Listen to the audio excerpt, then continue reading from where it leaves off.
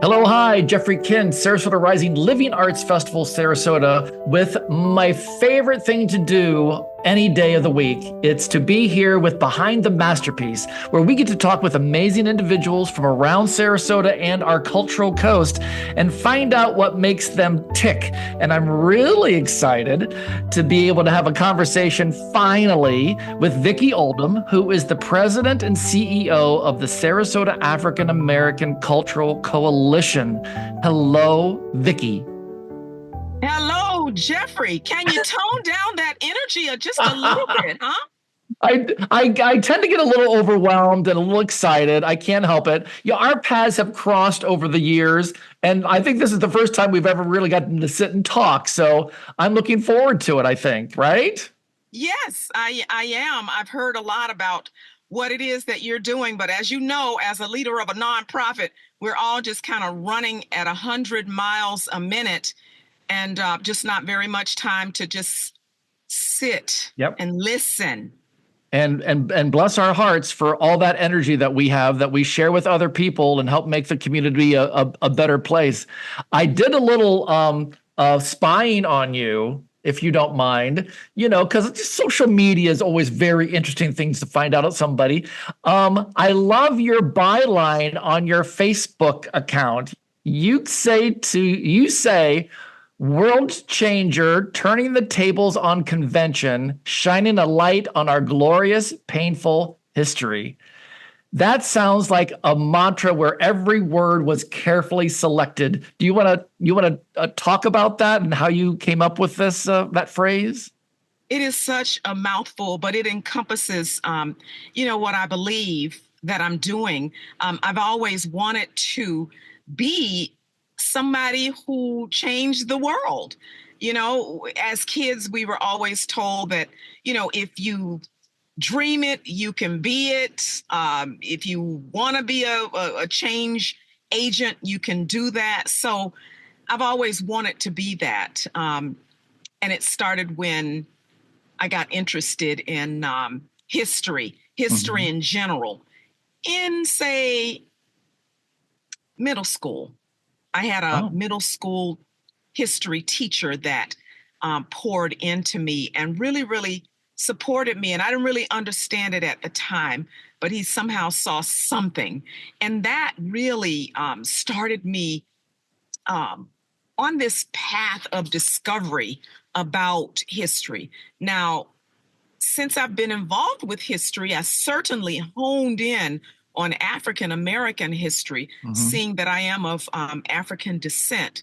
And so I say painful history because it is very painful, but it is very glorious too, in that I look at the survival of our people when they crossed the Atlantic and came to the Americas. And yes, many, many, many died, but there were still many who survived and just thrived here in the Americas once we could get rights. Right. Once we could get some equal rights. So that. I know. And, there's something about history, about learning about history, I think helps you to also be the type of person that doesn't want to repeat certain parts of history. And I think you've got to embrace, you kind of have to embrace. So you don't know how many times a teacher has come up in our conversation for this podcast. Do you remember the name of your history teacher? Do you remember his name? Oh, yeah, I do. His name was, I think it was Jerry Brookbank. And I have tried to find him. He was at Brookside. He was at Brookside middle school. Well, it wasn't a middle school at the time. It was a junior high. And I know there was an elementary school teacher too, Mrs. Falk and Mrs. Hall. Those two have definitely passed, but I don't know whatever happened to Jerry Brookbank. I got to tell you, I love putting those names and energy out there for the universe to thank them for what they did. They could have left this world not thinking they had any impact whatsoever, and then look, you're still talking about them to this day. So that is a wonderful thing. I will never forget him because he did something. He gifted me with a series of books on American presidents. because we were talking about American history. And it wasn't the fact of the books, it was the fact that he gave them to me. I felt so special. Yeah. That I wanted to make him proud because he had gifted me those. Yeah. Yeah. I had a teacher told me we had to read a novel called and Mr. Walton told me to wait after class. Instead of reading the novel, he gave me the play version. I was in the 10th grade, and he knew that the way I would understand this story is from the play, from the script, and not from the novel. I'll never forget that one simple moment. So your teacher found a way that he thought he could get through to you, which is just heartwarming and wonderful. Wow. Teachers are amazing. Yeah, and they're so influential. And I hope that they know that. Well, and part of what the Living Arts Festival, what we're trying to do is make sure that we realize that we have great educators in the area. So we're spotlighting them. And this podcast, which is going to be happening for another year, we should be talking to some of these teachers who are doing such incredible work. So I'm making notes, Vickie, about the future just based off of our conversation already. So there. Oh, good. Can you tell me a little something about, because I know there was a lot of excitement around the Leonard Reid House and when as it was moved and in its current location. Can you talk a little bit about your involvement with that and how important that is to the community? Yeah. So it was moved. Don't ask me the year. It's all a blur. It's okay. That's okay. Prior to moving into the Leonard Reid House and starting an arts, culture, and history center, the city of Sarasota was looking for a consultant to document 100 years of the African American community's history. They wanted some foundational work done. I love the way they did that. They wanted a research report first. They wanted oral history interviews.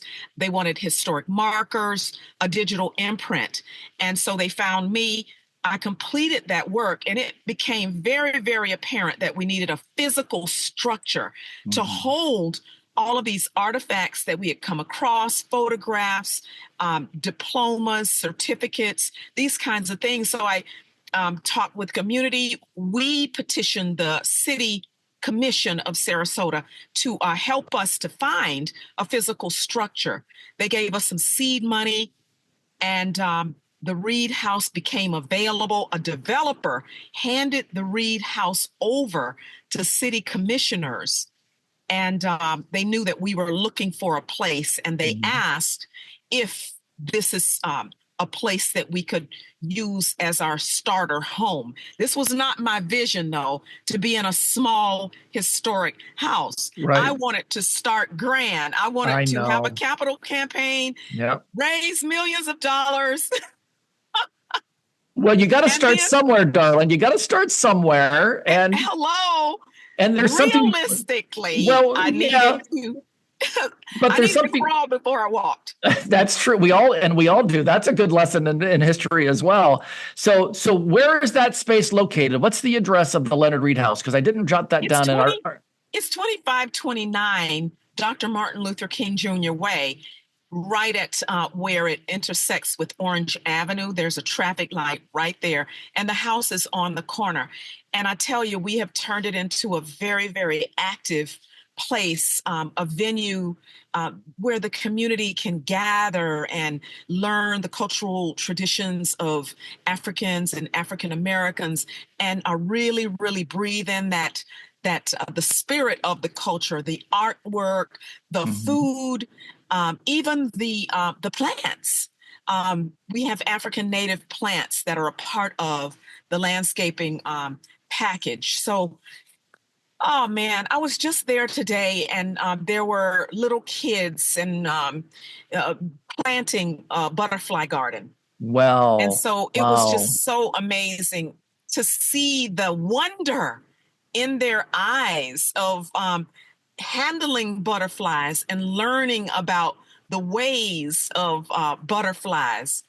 Oh gosh, Well, there's beauty there, and then there's also this nurturing thing. And I know for a fact that you are kind of like me. You're a little bit of a horticulturist, or is that the right word? Horticulturist? Yes. Yeah. Well, You let me like tell you how that plants. started. My sister is the one that is, loves to grow vegetables and fruit. Mhm. And so she would just be taking so much care in her backyard with these things. And then I saw peaches growing. I mean, peaches growing in abundance. And Right. then muscadine grapes. And I'm like, in Florida, you can do that? Right. And then squash and zucchini and cucumbers and all types of tomatoes. And so in watching that, I just got pulled in. And so, as a visual person, I wanted to show an audience what was happening. She didn't care too much about it. She doesn't care too much about that visual part, but I did. And so that's what started me shooting videos and talking about what it was that she was growing. So she's growing these things and feeding neighbors, and they share. I mean, just the other day, one of her neighbors brought over a pineapple, a fully grown, beautiful pineapple. Yep. That's the joy of our region, our cultural coast. You stick things into the ground here, and more likely it grows. Now, other critters might eat it. Now. Other critters might eat it first, but because you got the deer and everybody else after your food. So what I almost likened it to though was I've often felt, I'm a farm kid, so I've often felt like what I do now has made me feel more like a farmer than at any other job I've ever had, because you are planting seeds. You're nurturing plants, you're watering ideas, you're encouraging growth, and then hopefully at some point you produce something that people can enjoy. I mean, I felt like a farmer more than ever, and when I watched you in your videos getting your hands dirty, it just made my heart sing, and I just love the fact. I never looked at it like that before, but thank you for that, because that is exactly what we're doing. Planting a little tiny, these ideas start in a very, very tiny way, and you water them and nurture them, and then they grow into something big that you never imagined. And sometimes that watering is tears. Oh, I don't mind saying that, that boy, oh boy, it's hard. What we do is so challenging, but what a legacy. And I'm sure that's kind of what the Leonard Reid House, we're talking legacy kind of things here. We're talking, this is something that will impact our region for years and years and years. And then you also do something, is the legacy walk. Is the Leonard Reid House like the meeting point for your legacy walk? Could you walk me through your walk? Today we planted the part 2 of the butterfly garden.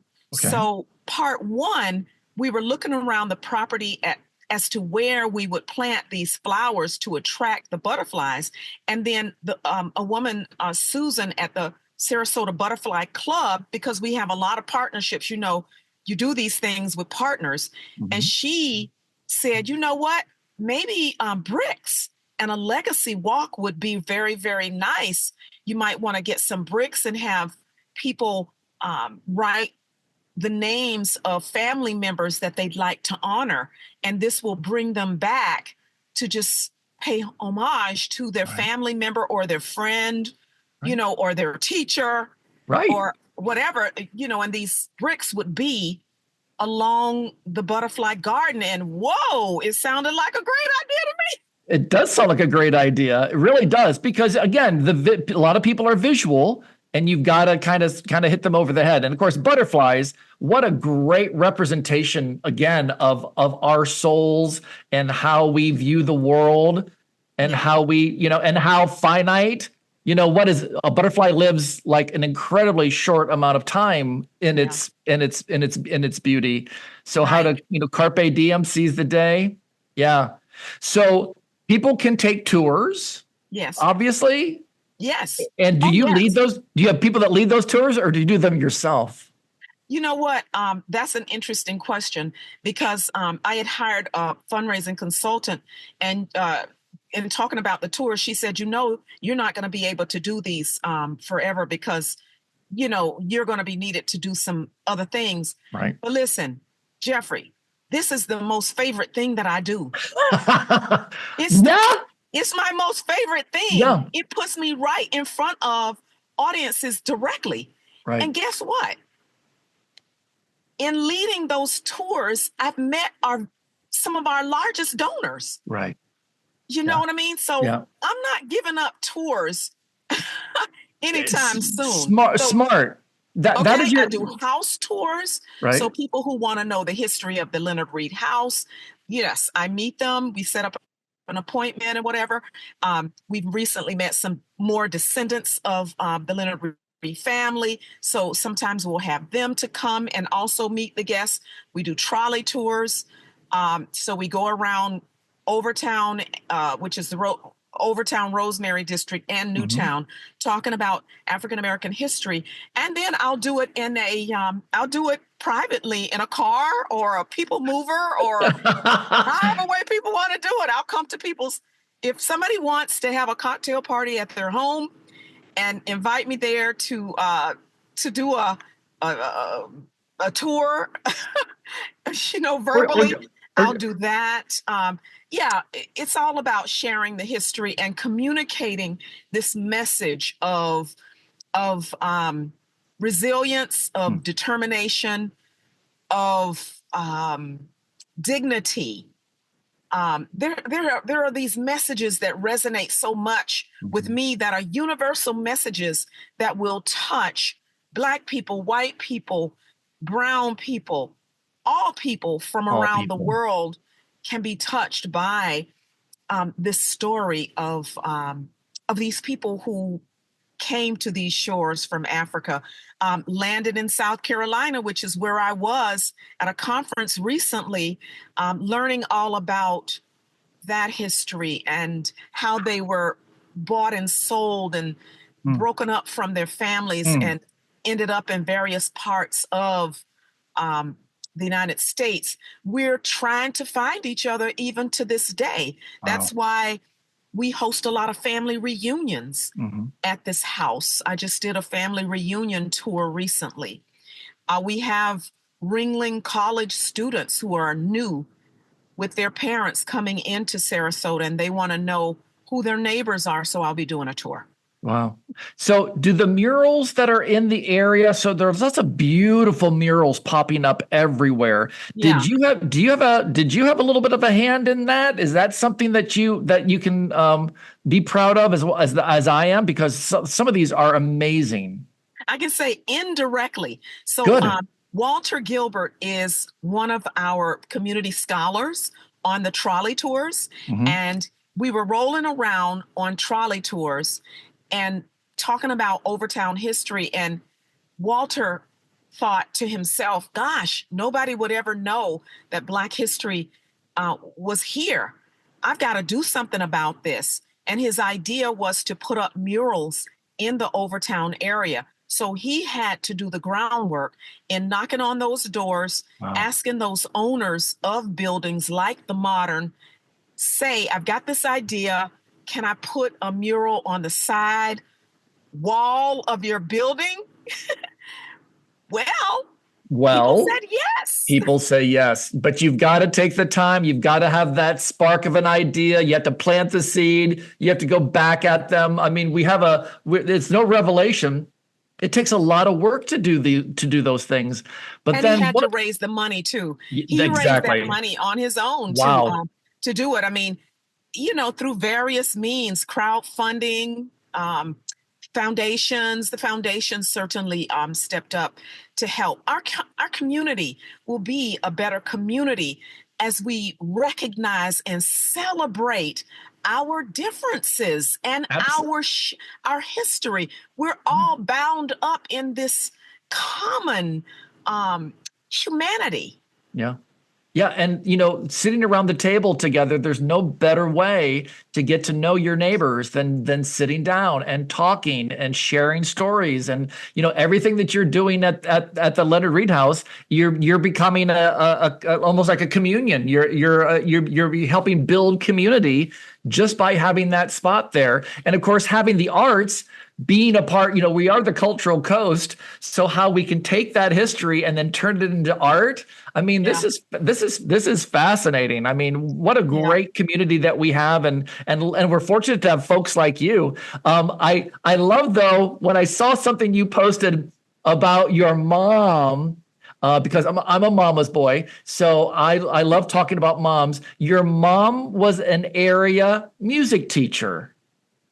Yes. Actually, my mom, she studied music. She loved it. She sang all throughout Sarasota, and she trained at college in music. She was a music major, and Wow. actually, she taught in Titusville. She taught music. So I know that art appreciation and love that she had certainly rubbed off on me. And she married my dad, who was also a visual artist. He was a painter. Oh, I And didn't know so that. I Wow. couldn't help it. You got double indemnity there, girl. My God. So you had paint spots on the floor and music in your ears as you grew up. You can say that.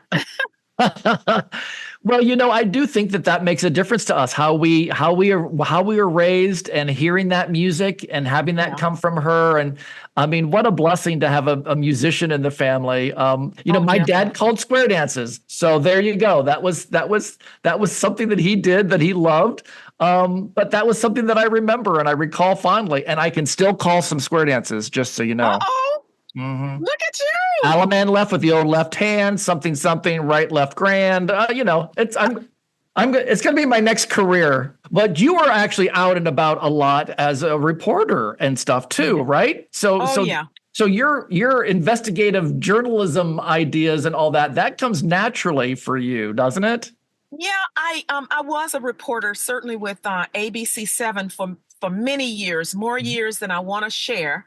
But I absolutely loved what I did, which was exercising that curiosity, Right. asking different people all kinds of questions about their lives. And sometimes I had to ask questions that I didn't want to ask, like there's an investigation going on about your mishandling of funds, so and so, do you have any comments? I mean, it did not bring me any joy to Right. ask people that I respected those kind of questions, but in my role as a journalist I had to do that, or ask somebody who had lost somebody in an accident, Yeah. you know um, to share Yeah. their That's feelings. That is no fun, but that is what the assignment editor wanted. At the end of the day, for the 6 o'clock news, you had to bring something that pulled viewers right. in to watch TV. So I did, but it was all a part of a big old plan, because all of that curiosity, all of those skills learned help me in my job now, because I can't be fearful when I'm talking to anybody. I was just going to say the word you. I said a great word for you is fearless. And I said I was going to ask you whether you feel like a fearless individual because you come off as fearless, and I love that word. Are you fearless? Well, there are some things that scare me, yes. Like the fact that I got to raise a lot of money like you do. Yeah. Like you do. Hmm. Yes, that Hmm. makes me fearful at times, a lot of times, a lot of times. Right. But I've seen what can happen, making small steps at a time. And so slowly the fear subsides Right. because I see what's happening. And you know what? We're going to we have plans to build a new facility. Hmm. But we're just as happy, and we're happy with this Leonard Reid House, Yeah. and we'll push it to the max. Yeah. We'll push it to the max until we can't anymore, Yeah. And there's something to be said about making those baby steps and doing the work and sharing your mission and sharing your joy and sharing your passion. I Yeah. mean, that really is what a community leader does. And wow, you do all of that work effortlessly, I think. Well, It seems like it. I know. Thank you. Thank you so much for your time. I know you're busy and you're literally in your car, but you know what? Thank you so much for helping us to explain some important things that are happening in our community and the great work, and that I got to tell you, you need help. So people, pay attention. What's a good website for people to go to learn more about what you do? okay. Yes, www.thesaac.com.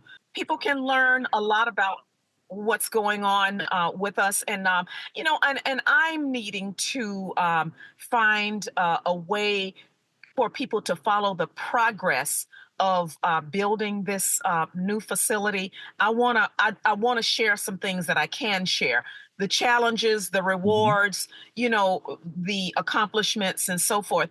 Oh, there's a lot happening, and I want to be able to share it. So I don't know whether it's a podcast or something that I write in a very short kind of way, or is it Right. a YouTube channel? I'm just not sure yet, but I've got to do something because And it's fascinating. it's fascinating and it's vital. So the work that you're doing is vital to our community. So I thank you for doing that work, and I'm looking forward to our next conversation, my dear. And Thank you. you too.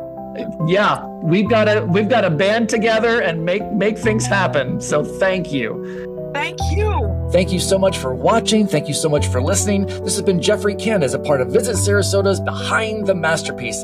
We love listening to our arts practitioners, and we want you to listen as well. So make sure you join us at sarasotapodcast.com, and we'll see you at the next interview.